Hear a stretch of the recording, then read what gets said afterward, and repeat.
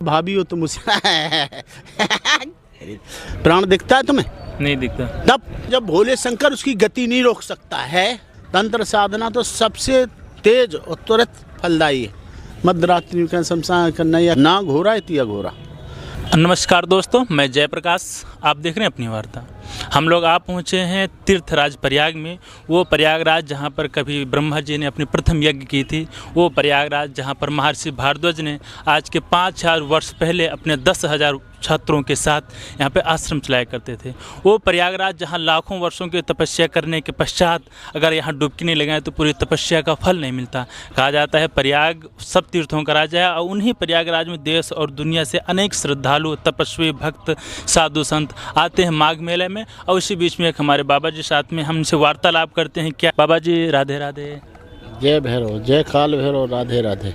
जय काल भैरव। ये काल भैरव का मतलब क्या होता है, बताएंगे कुछ? मतलब नहीं जानते हो काल भैरव का?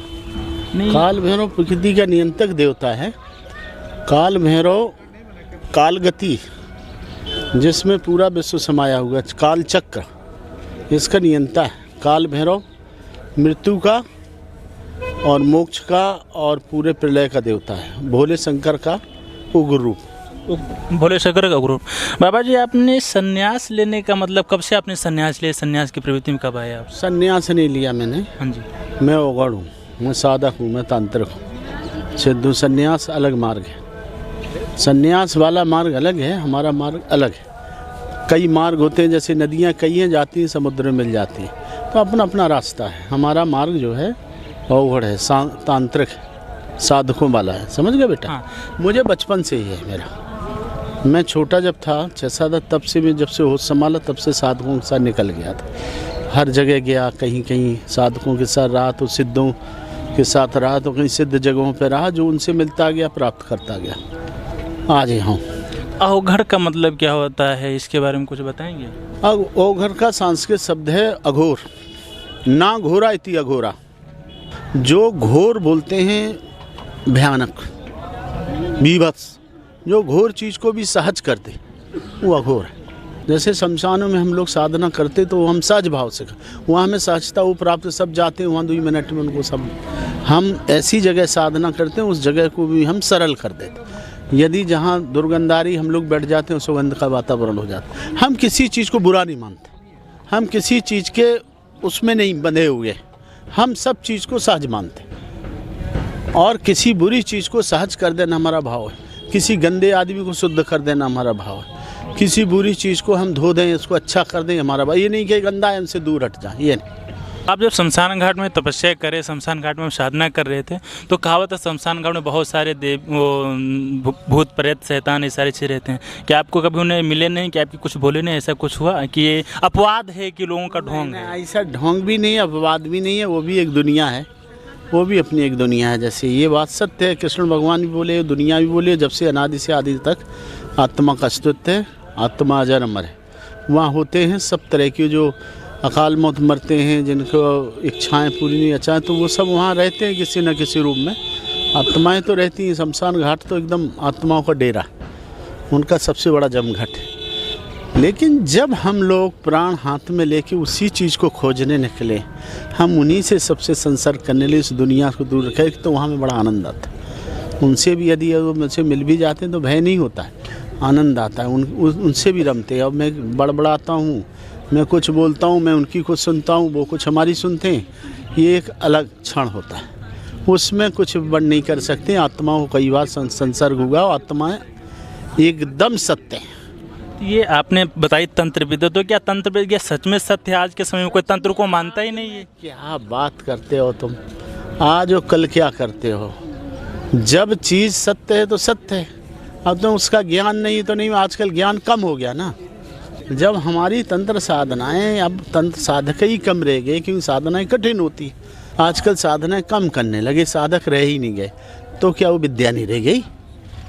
विद्या है, सब कुछ है, और वो इन सब चीज़ों से ज़्यादा श्रेष्ठ कर विद्या है, जो तुरंत फल देती। जब कोई विशेष शक्ति, जैसे तुम आए हो, कोई परेशानी है, कोई दुख है, कोई तुम्हारे मन में कामना है, या कोई तुम सोचे तुम्हारी पूरी नहीं हो रही, तो तुम जाते हो, कहीं तुम्हारी पूरी हो जाती है, तुम्हें मार्ग मिल जाता है, तो तुम वहाँ बार बार जाओगे। और जहाँ तुम्हारा कुछ लगेगा नहीं। हम लोग तो बस समझा, हम लोगों का मतलब होता है हम किसी से कुछ लेते देते तो है नहीं, बना तो भला करते, नहीं बना तो भगा देते। तो साधना का मतलब है कई बार इसमें ये जो फ्लाइट वाली साधना है, जो एकदम रॉकेट की गति, वो तंत्र साधना है।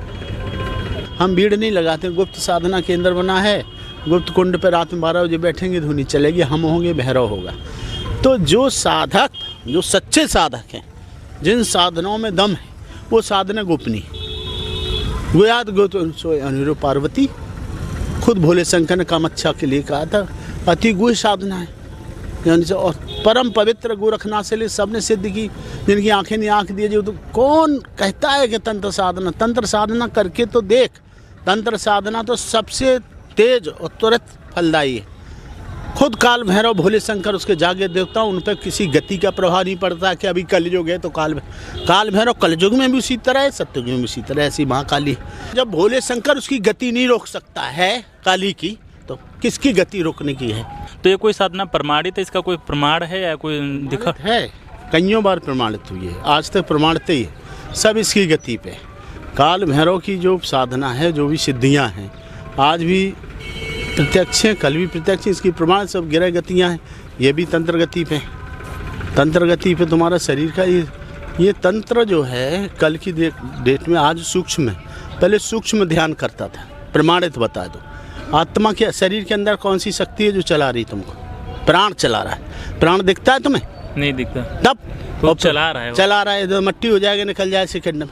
तो सूक्ष्म में ताकत है। ऐसी तंत्र जब सूक्ष्म में हम जाते हैं तो ताकत है, उस आत्मा को पहचानते हैं। दूसरी, जो हम लोग अलग योगी के आगे अलग ज्योति जो जागी, जब योगी सूक्ष्म में जाता है, पहले हमने कहा था सूक्ष्म में पावर है, आज वो परमाणु में पावर दिख रही, उसमें जा रहा है पदार्थ से परमाणु में पावर दिख रही, शरीर से ज़्यादा आत्मा में पावर दिख रही। तो आत्मा पे जब हम एक इतने प्रकाश को एक जगह रोक लेते हैं तो एक रुई जलने लगती है। पहले हम ध्यान करके देखते थे, अब वो तरंगें कर दी, वेव्स कर दी, जो मोबाइल है। लेकिन अब इसमें भी डर है, तार नहीं है, वो नहीं आ रहा है, तुम्हारा तो नहीं चलेगा, लेकिन ध्यान कभी भी लग सकता है। आप, मैंने कहीं सुना था आप फेस रीडिंग भी आते हैं, तो फेस रीडिंग का क्या होता है? करता हूँ, फेस रीडिंग करते हैं? रीडिंग करता हूँ, खाली फेस रीडिंग। और ध्यान वाली शक्ति पूर्ण है और सब अपूर्ण।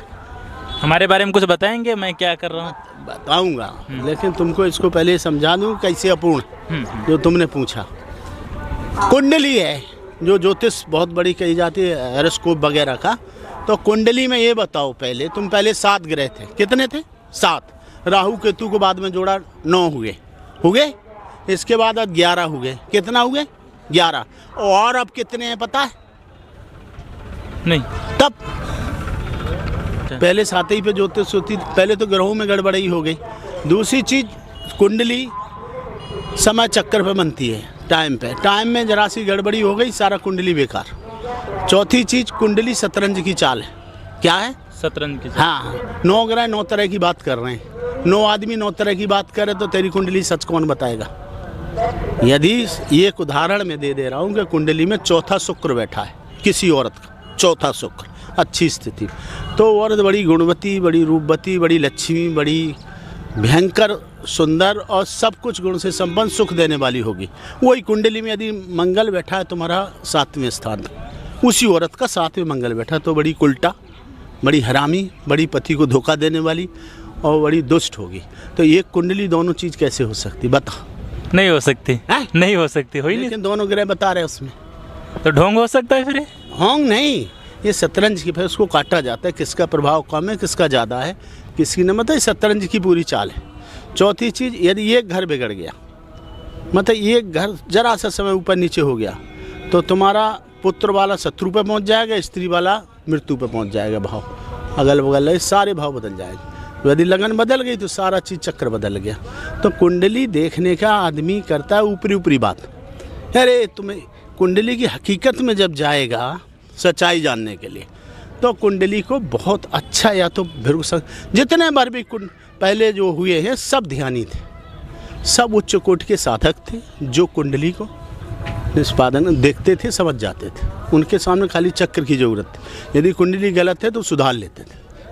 अब क्या है, पाखंड बना हुआ है ये और जो तुम्हारा यूट्यूब ने और ज़माना बिगाड़ दिया इसने। और इतना, अरे 3 ग्रह आ रहे हैं, ये तो सारा इतनी लक्ष्मी बरसाएंगे, आदमी कन्या राशि वाला तो रातों रात भैंचुद माला माल हो जाएगा, और कन्या राशि वाले साले 3 दिन के अंदर भंगी बन गए। इसका क्या मतलब है? ये ज्योतिष है? इसको ज्योतिष की श्रेणी में माना जाएगा? नहीं। तब ज्योतिष का मतलब वो होता है कि इसकी सच्चाई का ज्ञान बताएं, उसको ऐसी ज्योति दे कि उसका अंधकार दूर हो जाए। तो हमारे बारे में कुछ बताएंगे, मेरे फेस रेटिंग करेंगे, सब कुछ है, मैं किस टाइप का हूँ, मेरे बारे में कुछ बता सकते हैं आप? थोड़ा सा। तुम्हारी भौं ऊपर जा रही, तिरछी भौं है, ये असर होता है सूर्य का। ऊपर तनाव यदि भौं ले, बीच में तुम्हारे एक तिल का निशान है, तुम हमेशा प्रकाशन की चीज़ों में जाओगे। तुम्हारे अंदर ज्ञान बहुत होगा, उतना अच्छा लिखने में। सूर्य तुम्हारा प्रचंड है, इसलिए तुम स्वाभिमानी बहुत हो, और तुम्हें बड़ा तेज जो है गुस्सा भी आता है, और तुम हर चीज़ को अपने हिसाब से चाहते हो कि मैं जो कर रहा हूँ वो सही। समझ रहे हैं? क्योंकि सूर्य का प्रचंड प्रभाव हो। तुम होनहार हो, तुम जो है साले को कीचड़ में कमल हो, तुम अपने घर में खुद ही इतने होनहार बन के सबके लिए करोगे। लास्ट प्रश्न पूछना था कि मतलब आप कहा जाता है अवघड़ जो होते हैं वेज नॉन वेज सब कुछ खा लेते हैं, तो ऐसा कुछ है? ऐसा कोई ज़रूरी नहीं। हाँ। ऐसा कोई ज़रूरी नहीं, मैं तो एकदम नहीं खाता हूँ नॉन वेज। शराब वराब भी तो नहीं पीते अवघड़? कुछ और कुछ नहीं। पिलाता हूँ भैरव को, एक घड़ा पिला देता हूँ भैरव को। एक घड़ा? तंत्रकारा में क्या है वसीकरण करा? वसीकरण तो तंत्र विद्या में स्वतः आ जाता है।